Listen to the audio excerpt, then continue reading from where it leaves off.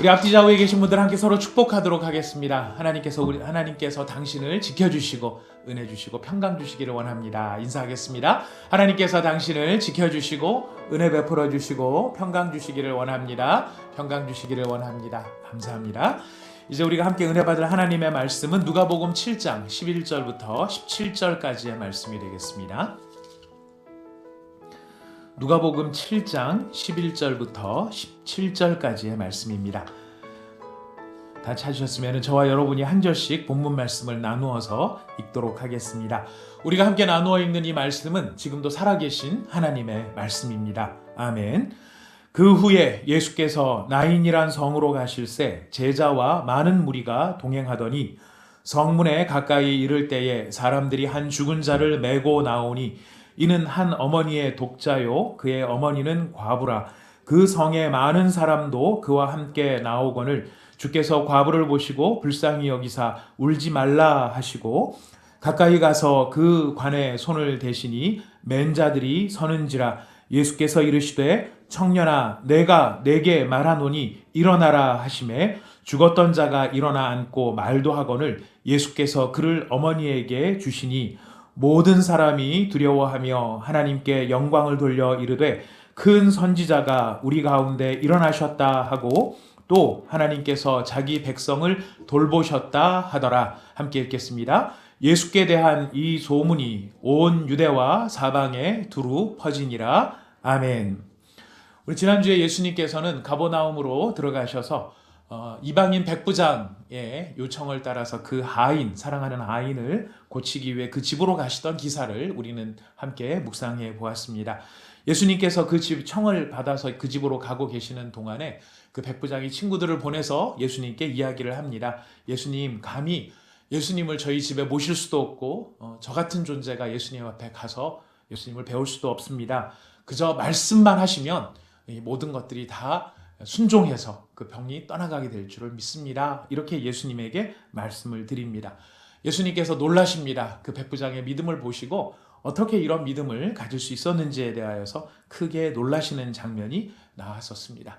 그래서 모든 것이 예수님께 순종하고 그 병도 예수님께 순종하는데 사랑하는 그의 자녀들이 어떻게 예수님 앞에 순종해야 될지에 대하여서 우리가 말씀을 살펴보았습니다.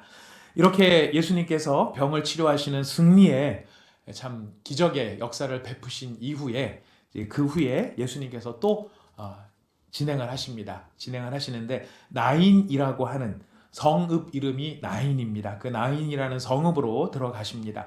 그때 본문에 보니까 예수님과 또 예수님의 제자들 그리고 많은 무리가 함께 동행하고 있었다라고 이야기를 합니다. 이 무리들은 어떤 분위기였을까요?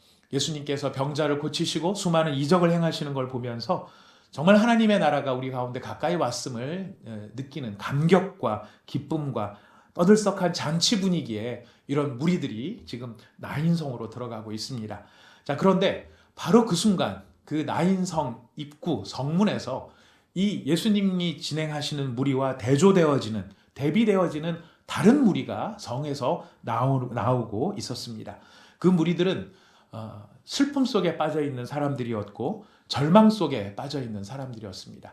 그리고 슬픔과 절망도 있었지만은 사실은 냉혹한 엄혹한 현실 앞에 정말 노출되어 있고 그대로 드러나 있는 그런 사람들의 무리이기도 했었습니다. 냉혹함이란 바로 죽음의 냉혹함입니다. 여러분, 죽음은 자비가 없습니다. 죽음은 예외가 없습니다. 죽음은 누구에게 긍휼을 베풀지 않습니다. 하루만 더 연장해달라고 아무리 우리가 하소연을 한다 할지라도 죽음은 그런 하소연에 귀를 기울이지 않습니다. 그 엄중한, 냉혹한 죽음 앞에서 무기력하게 슬픔 속에 빠져 절망에 가득 찬 한 무리가 지금 나인성에서부터 나오고 있었습니다. 이 죽음이 더욱 슬펐던 이유는 그 죽음을 맞이한 사람이 젊은 사람이었고 그 젊은 사람이 바로 과부의 아들이었다라는데 이 절망은 더 큰 슬픔으로 다가왔던 것 같습니다. 아내가 부각되지 않는 걸 보면은 이 청년이 결혼을 하지 않았던 사람으로 추측이 되어지는데요. 그 어머니가 과부입니다. 또 독자라고 되어 있습니다. 정말 아들 하나 바라보고 살아가는 그 어머니가 그 바라봤던 아들이 지금 이렇게 죽었을 때에 어머니만 슬펐던 게 아니라 그 가정의 사정을 잘 알고 있었던 나인성의 많은 사람들이 함께 슬퍼하면서 함께 절망 속에 지금 맞닥뜨렸던 것입니다. 예수가 함께 가시는, 예수님이 가시는 그 가시는 길에 함께하는 제자들과 여러 따르는 무리들, 이 잔치적인 잔치가 가득한 즐거움과 기대가 가득한 이 무리들과 또 아들을 잃고 슬픔 속에서 나오는 그 어머니와 나인성의 슬픔의 무리들이 함께 맞닥뜨린 것입니다. 사실 이 장면은 상당한 위기를 느끼게 합니다. 긴장감을 느끼게 합니다. 왜 긴장감을 느끼게 하느냐면 지금 예수님께서 이 많은 사람들과 함께 막 승리 앞에 그 이방인 백부장의 하인도 낫게 하시지 않았습니까? 예수님께서 이렇게 사람을 치료하시는 정말 놀라운 분이시다라는 기쁨 속에서 막 박수를 치며 올라가고 있는 상황인데 이 슬픔을 맞이하고 내려오는 죽음, 이 시신 앞에 예수님께서 그 무리들을 외면을 하고 가신다? 그 무리들에서 아무런 대답이 없으시다? 거기에 대해서 어떤 반응도 없으시다? 여러분 만약 그렇게 예수님께서 지나가셨다면 어떤 긴장, 어떤 문제가 생기는 것일까요? 그것은 바로 예수님의 권능, 예수님의 능력의 한계가 여기까지구나 라고 하는 것을 나타내는 그런 긴장감을 불러오는 것입니다. 예수님께서 환자도 고치시고 병자도 고치시고 직접 가서 손을 대서 뭐 이렇게 말씀하시고 이런 것뿐만 아니라 원격 멀리에서 말씀만 하셔도 그 병이 떠나가는데 예수님은 멀리 있는 병까지는 치료가 되지만 죽음 앞에서는 예수님도 어쩔 수가 없는 거구나. 죽음에 대해서는 예수님도 어떻게 하실 수가 없는 거구나. 이런 상황이 되어지는 것입니다. 예수님께서 이 아들을 이 시신의 무리들을 시신을 메고 나가는 사람들의 무리를 멈추게 하시고 말씀을 하십니다. 예수님께서 말씀을 하시는데 두 가지 말씀을 하셨습니다. 하나는 과부를 향해서 울지 마라 라고 말씀을 하신 거고요. 두 번째는 죽은 아들에게 일어나라 라고 말씀을 하신 것입니다. 지금 우리는 이런 긴장감 속에서 예수님의 말씀을 들었을 때 예수님이 말씀하셨을 때 과연 될 것인가 안 될 것인가 제가 이런 말을 하면은 여러분들이 긴장을 하실까요 안 하실까요? 뭐 죽은 사람 앞에 시신이 있는데 제가 일어나라 이렇게 선언하는 모습을 여러분들이 보셨다면 여러분들은 기대 가운데 보셨을까요? 안 그러면은 어떤 마음가짐을 보셨을지 모르겠습니다. 우리는 그런 얘기를 했을 때 아무런 기대감이 없을지 모릅니다. 우리는 안 되니까는 걸 아는 것이죠. 하지만 이제 예수님이 말씀하시는 겁니다. 예수님이 말씀하시는데 지금 백부장이 이런 이야기를 했어요. 말씀만 하옵소서 이런 이야기를 했습니다. 말씀만 하옵소서 여기에는 두 가지 의미가 담겨 있는데 하나는 기대고 하나는 소망, 순종입니다. 기대란 예수님이 말씀하시면 그 말씀대로 됩니다. 이거를 믿는 사람들은 기대하는 것이죠. 말씀하시면 그대로 되니까. 또 두 번째, 하나님 말씀하십시오 라고 말할 때는 우리가 구할 때는 순종을 위해서 구하는 것입니다. 기도할 때 하나님 제가 이런 상황이 있는데 예수님 말씀해 주십시오. 말씀해 주시면 그거 보고 제 마음에 들면 저도 사인을 해드리겠고 마음에 안 들면 다시 빠꾸를 시키겠습니다. 이렇게 하는 거는 순종이 아닙니다. 말씀하옵소서라고 하는 그 기도를 드릴 때 그 말씀하옵소서는 순전히 100% 어떤 자세로 하는 것이죠? 순종하겠습니다. 말씀하시면 순종하겠습니다. 그래서 말씀만 하옵소서라는 이 말 속에는 두 가지, 첫 번째는 기대, 두 번째는 순종의 각오가 담겨 있는 것이다 라는 것이죠. 바로 이렇게 백부장이 말씀만 하옵소서 그랬는데 예수님께서 이제 말씀을 하시는 겁니다. 울지 마라. 이거는 저도 할 수 있습니다. 울지 마라. 그러나 뭐는 못하냐면 일어나라. 이건 안 됩니다. 일어날까요? 안 일어날까요? 네, 오늘 본문 말씀은 일어났다라고 이야기를 하십니다. 무엇을 알려주는 것입니까? 예수님의 권세가 어디까지인가? 예수님의 말씀은 무엇도 순종하는가? 병만 순종하는 게 아니라 죽음도 예수님의 말씀 앞에는 순종할 수밖에 없는 것이구나. 죽음의 권세도 예수님의 권세 앞에서는 힘을 쓸 수 없는 것이구나. 이것을 우리에게 보여주고 있는 것입니다. 여러분 이것을 보여준다는 것이 왜 중요할까요? 왜 중요할까요? 굉장히 중요합니다. 왜 굉장히 중요하냐면 우리가 지금 누구를 믿어요? 예수님을 믿고 있습니다. 우리가 예수님을 믿는다 그랬을 때 예수님의 어떤 부분을 믿고 무엇을 믿는다는 것입니까? 예수님이 어떤 분이신가? 죽음의 권세까지도 예수님의 말씀 앞에는 순종할 수밖에 없는 그 권세를 가지신 분이 누구신가? 예수님. 누가 믿는 예수님? 내가 믿는 예수님. 내가 믿는 예수님.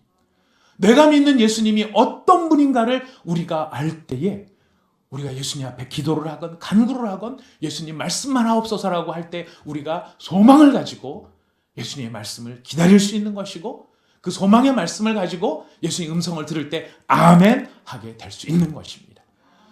이 나인성의 과부의 이 자녀의 모습은 죽음에 대한 기독교의 답변이기도 합니다. 죽음 앞에서 무기력하다. 죽음은 끝이다. 세상에 할 수 있는 건 그거밖에 없죠. 죽었다 다시 살아나는 사람이 없으니까. 영원히 산 사람이 없으니까. 하지만 죽음에 대한 기독교의 답변이 무엇인가? 예수님의 답변이 무엇인가? 죽음도 내 발 아래 있다. 죽음도 내 말을 들어야 한다. 그래서 빌립보서 2장 9절에서 11절까지는 이렇게 말씀하고 있습니다. 여러분 빌립보서 2장 9절에 11절 앞에 본문에 나올 테니까요. 화면을 보시면서 같이 한번 읽어보도록 하겠습니다. 시작. 이러므로 하나님이 그를 지극히 높여 모든 이름 위에 뛰어난 이름을 주사 하늘에 있는 자들과 땅에 있는 자들과 땅 아래에 있는 자들로 모든 무릎을 예수의 이름에 꿇게 하시고 모든 입으로 예수 그리스도를 주라 시인하여 하나님 아버지께 영광을 돌리게 하셨느니라. 아멘. 모든 이름이 누구의 이름 앞에 무릎을 꿇습니까? 예수의 이름 앞에. 예수의 이름. 그 예수님이 누가 믿는 예수님입니까? 내가 믿는 예수님. 그래서 우리는 죽음 앞에서도 마냥 슬퍼하는 것이 아니라 죽음 앞에서 마냥 좌절하는 것이 아니라 이 죽음이 누구의 지배를 받는가? 누구의 말을 들어야 되는가? 예수의 음성을 듣는다. 이 사실 앞에 우리가 담대함을 얻게 되는 것입니다. 예수님께서 울지 마라 하셨을 때는 그냥 울지 마라 하는 위로의 말씀, 격려의 말씀이 아닙니다. 예수님께서 울지 마라 하셨을 때는 거기에 뭐가 담겨 있느냐면 네가 울지 않도록 만들어줄 조건을 내가 만들어주겠다라는 예수님의 의지가 거기에 담겨 있는 것입니다. 우리는 그냥 울지 마라 그러면 이제 그만 우세요. 그만 우세요. 이렇게 위로할 수밖에 없는 말이겠지만 예수님이 울지 마라 말씀하실 때는 울지 마라 말씀하시는 것으로 끝나는 게 아니라 책임을 져주시는 거죠. 어떻게? 네가 울지 않을 수 있는 조건을 내가 만들어주겠다. 그 조건이 무엇입니까? 일어나라 라는 것이. 제가 이 말씀을 들으면서 너무 감동을 한 게 뭐가 있냐면 영혼아 돌아와라. 심장아 다시 뛰어라. 죽은 세포들은 다시 활기를 찾아라. 긴 설명이 들어있지 않아요. 예수님의 말씀은요. 간결하세요. 핵심적이십니다. 그러면서도 포괄적이에요. 선명하십니다. 영혼 부르고 심장 찾고 세포 찾는 거 다 필요 없습니다. 어디 한마디에 다 들어있어요? 일어나라 한마디에 다 들어요. 일어나려면 거기에 필요한 모든 조건들이 부합이 되는 것입니다. 이게 무슨 능력이냐면 천지창조의 능력이에요. 예수님께서 빛이 있으라 하심에 빛이 있은 거죠. 생물들이 가득해라 그럼 생물들이 가득하는 거예요. 우리의 사고는 어떻습니까? 이익골은 MC 제곱 어제도 나왔는데 뭐 광속은 어떻고 연도는 어떻고 화석은 어떻고 우리는 이런 질문들이 많을지 모르겠어요. 근데 오늘 이 청년을 살리시는 예수님의 음성 일어나라. 모든 과정은 그 안에 함축되어 있는 것이고 필요한 것들은 그 안에서 다 이루어지는 것입니다. 결과만 이야기하시죠. 일어나는 것입니다. 이게 예수 그리스도가 가지신 권능, 권세라는 것이. 우리 가운데 이런 질문을 가지신 분은 혹시 계시지 않을지 모르겠습니다. 만약 그럴 것 같으면 오늘날도 그러면 예수님의 이름으로 예수님께서 사람을 살려주셔야 되는 거 아닌가 이런 생각이 들 수 있어요. 여러분 예수님께서 지금 이 순간 처음 이 땅에 오셨을 때 예수님의 근본적인 목적은 예수님께서 자신의 목숨을 대속의 제물로 내어주심으로 인류의 모든 죄를 다 짊어지시고 십자가의 죽으심과 부활하심으로 말미암아 우리를 구원하시는 것. 이것이 예수님의 가장 중요한 목적입니다. 이 목적을 가지고 계신 예수님께서 자신이 어떤 권세를 가지셨는지를 그를 믿는 사람들한테 본보기로 보여주신 것들이 있으세요. 기억하셔야 됩니다. 예수님 당시에 모든 환자들이 고침받은 것이 아니에요. 여러분 요새 우리 매일 성경 큐티하고 있습니다. 베데스다 연못가에 수많은 사람들이 모여 있었다 그러는데 그 중에서 누구만 고침을 받았어요? 38년 된 병자 한 사람만 고침을 받았어요. 우리의 생각에 예수님이 다 고쳐야 되지 않나? 다 살려야 되지 않나? 이런 생각이 들 수 있습니다만 예수님께서는 우리가 예수님을 믿을 때 그 예수님이 어떤 분인가를 아는데 필요한 만큼만 우선은 기적을 행하셨습니다. 그리고 예수님께서는 그걸로 끝나는 것이 아니고 우리 모두를 다시 다 살릴 때가 있다라고 말씀을 하세요. 그 당시는 아니지만 하나님의 경륜이 찬 하나님 예수 그리스도의 영광의 나라가 임하는 그때에는 모든 사람을 살리는 때가 돌아옵니다. 예수님께서 직접 이렇게 말씀을 하셨습니다. 요한복음 5장 26절부터인데요. 아버지께서 자기 속에 생명이 있음 같이 아들에게도 생명을 주어 그 속에 있게 하셨고 또 인자됨으로 말미암아 심판하는 권한을 주셨느니라. 이를 놀랍게 여기지 말라. 무덤 속에 있는 자가 다 그의 음성을 들을 때가 오나니 선한 일을 행한 자는 생명의 부활로 악한 일을 행한 자는 심판의 부활로 나오리라. 이 때가 돌아온다는 것이에요. 그때는 다 일어납니다. 여러분 그때는 안 일어나고 싶어도 안 일어날 수가 없습니다. 나 이제 일어나면은 이 뒤에 심판의 부활로 나가야 될지 모르는데 나 심판의 부활 닿느니 그냥 차라리 계속 죽어 있을란다 이러고 싶어도 못 그래요. 그때는 다 일어나야 돼요. 예수님 말씀에 순종해야 돼요. 우리 말씀을 주신 이유가 어디에 있습니까? 예수님의 권능이 어디까지인가? 예수님의 권세가 어디까지인가? 내가 믿는 예수님이 어떤 분이신가? 이거를 우리에게 알려주시기 위하여 우리에게 똑똑하게 선포해 주시는 것입니다. 사랑하는 믿음의 형제 자매 여러분, 제가 믿는 예수님은 이런 예수님이십니다. 여러분이 믿는 예수님은 어떤 분이십니까? 다른 분이십니까? 비슷한 분이십니까? 여러분 우리 같은 예수님을 믿는 줄 믿습니다. 바로 그 예수님을 믿는 줄 믿습니다. 예수님께 모든 권세와 모든 권능이 있기 때문에 예수님을 믿는 우리가 힘이 나는 것이고 용기가 나는 것입니다. 여기서 한 가지 우리가 더 생각해야 될 게 있습니다. 예수님이 그런 권세를 가지신 것이 분명히 중요하지만 예수님께서 그런 권세를 사용하시는 이유가 있고 동기가 있습니다. 우리한테 더 힘이 되어지는 건 바로 이 동기 때문에 그렇습니다. 예수님이 어떤 동기에서 이런 권세를 사용하셨을까요? 오늘 우리가 읽었던 누가복음의 본문의 7장 13절에 이렇게 말씀하십니다. 주께서 과부를 보시고 불쌍히 여기사 울지 말라 말씀을 하십니다. 과부를 보시고 어떻게 여기셨다고요? 불쌍히 여기신 거예요. 불쌍히. 여러분 왜 이 말씀이 중요하냐면요. 예수님이 아무리 권능이 있으셔도 우리를 불쌍히 여기지 않는다면 그 권능은 남의 권능이 되는 거예요. 나한테 아무 의미가 없는 거예요. 예수님께서 그 과부의 아들을 살려주신 거는 그 과부를 불쌍히 여기셨기 때문에. 예수님이 아무리 권세가 많아도 저기 우리 교회 앞에 나가면 항상 보이는 굉장히 높은 빌딩이 하나 있습니다. 우리나라에서 제일 높은 빌딩이 있습니다. 신씨 집안의 빌딩입니다. 빌딩 높은데 저하고는 아무 상관이 없습니다. 높다, 고기 아파 이 정도지 저하고는 아무 상관이 없습니다. 왜요? 그 집안 사람이 아니잖아요. 네. 근데 예수님을 우리가 바라보면서 와 예수님 권능이 있으시네, 굉장히 훌륭하시네, 죽음도 순종하네. 여러분 아무리 그래도 그걸로 끝나면은 우리한테는 아무 의미가 없습니다. 왜요? 불쌍히 여겨주실 때 예수님이 그 권능을 나를 위해 베풀어 주실 때 그때 우리에게 의미가 있는 것이죠. 예수님은 우리에게 이런 지금 오늘 본문 말씀은 하나님께서는 오늘 본문 말씀을 통해서 우리에게 확증해 보여주시는 것입니다. 하나님은 어떤 분이신가? 우리를 불쌍히 여기시는 분이시다. 근데 여러분 불쌍히 여기는 것만으로 끝나도 의미가 없어요. 저도 여러분들을 불쌍히 여기는 마음이 있습니다. 뭐는 없어요? 권능이 없는 거예요. 저는 권능이 없는 거예요. 불쌍히는 여기죠. 권능이 없어요. 그것도 의미가 없는 겁니다. 뭐가 다 있어야 됩니까? 권능도 있어야 되고 불쌍히 여김도 있어야 됩니다. 누가 이 모든 것을 가지셨습니까? 예수 그리스도께서 이 모든 것을 가지셨습니다. 그래서 저에게는 소망이 있습니다.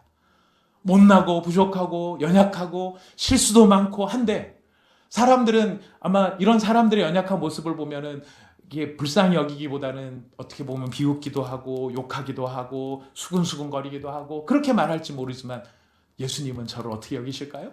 불쌍히 여기시는 거예요. 그래서 예수 앞에 소망이 있는 것입니다. 예수님이 이런 소망으로 우리를 먼저 품어주셨습니다. 세 번째로 예수님께서 이런 소망을 가지시고 이런 우리를 불쌍히 여기심으로 우리에게 권능과 기적을 베풀어 주십니다. 근데 베풀어 주실 때 그것으로 끝나지 않아요. 그런 우리를 막 불쌍히 여겨주시면서 예수님은 마음속에 한 가지 기대를 가지십니다. 예수님이 갖는 기대가 무엇일까요? 바로 이것입니다. 내가 너희를 불쌍히 여기는 것 같이 너희도 다른 사람을 불쌍히 여기는 사람이 되기를 원한다. 불쌍히 여기는 마음은 하나님의 마음이고 예수님의 마음입니다. 여러분, 성령이 크게 임하면은요, 성령의 여러 가지 은사가 나타날 수 있습니다. 병 고치는 은사, 방언하는 은사, 예언의 은사, 믿음의 은사, 여러 가지 은사가 나타날 수 있습니다만은요, 성령이 오셔서 우리 마음에 역사하실 때, 진짜 참 성령이 강력하게 역사하실 때 나타나는 현상이 무엇인지 아십니까? 불쌍히 여기는 마음이 생기는 거예요. 다른 사람을 보면서 불쌍히 여기는 마음이 생기는 거예요. 세상은 그렇지 않습니다. 세상은 아주 예리한 눈을 바라보면서 이 심각한 경쟁 사회에 저거 어떻게 하면 좀 넘어뜨릴 수 없을까? 저거 어떻게 하면 좀 깔아뭉갤 수 없을까? 저거 어떻게 하면 좀 이렇게 못되게 할 수 없을까? 이런 생각들이 우리 마음속에, 세상 사람들의 마음속에, 세상을 지배하는 악의 영의 손, 이런 마음들이 훨씬 더 강한 것이죠. 참된 긍휼과 참된 불쌍히 여김을 기대할 수 없습니다. 누구만이 가능한 일일까요? 예수님만이. 그리고 그 예수님의 영이 임한 사람, 성령의 역사가 있는 사람, 하나님의 마음을 가진 사람들의 특징이 무엇인가? 불쌍히 여기는 마음이라는 것이. 여러분, 그래서 이 불쌍히 여기는 일을 하나님께서 누구에게 부탁하셨냐면, 우리 송구영신 예배 때 보면 우리가 요엘서를 가지고 말씀을 받지 않았습니까? 이스라엘을 회복시키시기 원하시는 하나님께서 제사장들을 소환하세요. 그리고 그 제사장들한테 기도를 가르쳐 주세요. 이렇게 기도하라고, 내 귀에 들리게 하라고. 그 제사장들에게 어떤 기도를 가르쳤느냐면, 여호와여 주의 백성을 불쌍히 여겨 주옵소서. 하나님께서 제사장들한테 이렇게 기도하라고 시킵니다. 그리고 그렇게 기도했을 때에 2장 18절 말씀에 보면 이렇게 응답하십니다. 그때 여호와께서 자기의 땅을 극진히 사랑하시어서 그의 백성을 불쌍히 여기실 것이라. 제사장은 어떤 마음을 가진 사람입니까? 하나님의 마음을 가진 사람이에요. 그래서 하나님이 원하시는 기도를 드리는 사람입니다. 제사장 기도의 핵심, 여호와여 우리를 불쌍히 여겨 주옵소서. 우리 온사랑의 교회가 표어가 바뀌었습니다. 이 작년까지 저희가 2년 동안은 생기를 불어 생명이 되게 하소서, 이런 표어를 가지고 주여 우리에게 생기를 불어 주옵소서 때마다 기도를 했었는데, 2022년부터는 우리의 표어가 바뀌었습니다. 제가 한 번도 강하게 이렇게 말씀을 드린 적이 없어서 모르시는 분들이 많이 계실 텐데요. 우리 주보 앞면을 보면은 표어가 바뀌어 있습니다. 표어가 어떻게 바뀌어 있는가? 제사장 기도로 부흥의 다리를 놓아가게 하소서. 부흥의 다리, 왜 다리라는 이야기를 썼을까요? 제가 말씀을 드렸습니다. 제사장은 라틴어로 폰티펙스라고 말씀을 드렸는데, 그 뜻이 무슨 뜻이냐면 다리를 놓는 사람들이라는 뜻이었습니다. 제사장은 다리를 놓는 사람들이에요. 하나님과 사람 사이에, 사람과 사람 사이에 다리를 놓는 거예요. 그 다리를 놓는데 어떻게 다리를 놓는가? 오늘 바로 이 기도, 하나님 우리를 불쌍히 여겨 주옵소서. 그래서 하나님께서 우리를 불쌍히 여겨 주시게끔 함으로 다리를 놓는, 우리 온사랑의 교회가 어떤 교회가 되어야 될까? 주여 제사장 기도로 부흥의 다리를, 부흥이라는 게 숫자적 부흥이 아니죠. 12,300이라는 생명을 살리는 그 부흥의 역사를 우리가 감당하기를 원하는 것입니다. 여러분, 저를 따라 한번, 여러분 복명복창을 한번 해봐 주시겠습니까? 제사장 기도로 부흥의 다리를 놓아가게 하소서. 한 번만 더 하겠습니다. 제사장 기도로 부흥의 다리를 놓아가게 하소서. 부흥의 다리를 놓아가게 하소서. 이 말씀은 어떤 기대감이 있는 것일까요? 주여, 주님께서 원하시는 것처럼 불쌍히 여겨 주옵소서. 기도하는 사람이 되겠습니다. 예수님의 마음으로 측은히 여기는 사람이 되겠습니다. 여러분이 측은히 여기는 마음이 바로 탕자의 비유에 나오는 아버지의 마음이에요. 아들이 저쪽에서 나타나니까 성경이 정확히 뭐라고 돼 있어요? 측은히 여겨, 불쌍히 여겨, 뛰어가는 것이 아버지의 마음이에요. 이런 마음이 오늘 우리들의 마음에 충만하기를 하나님이 기대하신다는 것입니다. 근데 기도하실 때 그냥 불쌍히 여겨라 이렇게 하시지 않으세요. 우리 하나님 우리를 먼저 어떻게 여겨주십니까? 불쌍히 여겨주세요. 불쌍히 여겨주실 뿐만 아니라 예수님에게는 뭐가 있으시다? 권능이 있으시다. 그래서 그 권능으로 오늘 이 과부의 아들을 살려주셨던 것처럼 우리도 주님 말씀하옵소서 우리 앞에 하나님 앞에 엎드려질 때 예수님께서 우리의 마음에 말씀하여 주실 것입니다. 그 말씀을 이루도록 모든 조건을 갖추어 주실 것입니다. 그러므로 권능의 예수님이 네가 믿는 예수, 내가 믿는 예수, 그 예수님은 권능의 예수님이시고 내가 믿는 예수는 나를 불쌍히 여기시는 예수님이시고 나를 불쌍히 여기심으로 다른 사람들을 불쌍히 여기도록 만드시는 그 은혜의 하나님, 그 은혜의 예수님, 그분이 바로 나의 예수님인 것을 확증시켜 주실 것입니다. 여러분 올해 우리의 마음속에 이런 마음가짐을 가지고 권능인 예수님 앞에 엎드려지시고 말씀만 하옵소서 듣겠나이다 정말 듣기 위해서 기도해 보시고 또 예수님의 심정으로 불쌍히 여겨달라고 기도할 때 놀라운 하나님의 역사가 우리 가운데 정말 많은 간증으로 일어나게 하실 줄 믿습니다. 우리 같이 함께 기도하겠습니다. 아버지 하나님 감사합니다. 우리가 하나님의 자녀이기 때문에 하나님께서 우리를 불쌍히 여기시듯 우리도 불쌍히 여기는 사람이 되어집니다. 우리가 예수님의 제자이기 때문에 예수님께서 우리를 불쌍히 여기신 것처럼 우리도 다른 사람들을 불쌍히 여기게 되어집니다. 성령님께서 우리를 불쌍히 여기셨기에 성령이 거하시는 거룩한 성전으로 우리도 또한 다른 사람들을 긍휼히 여기게 될 것입니다.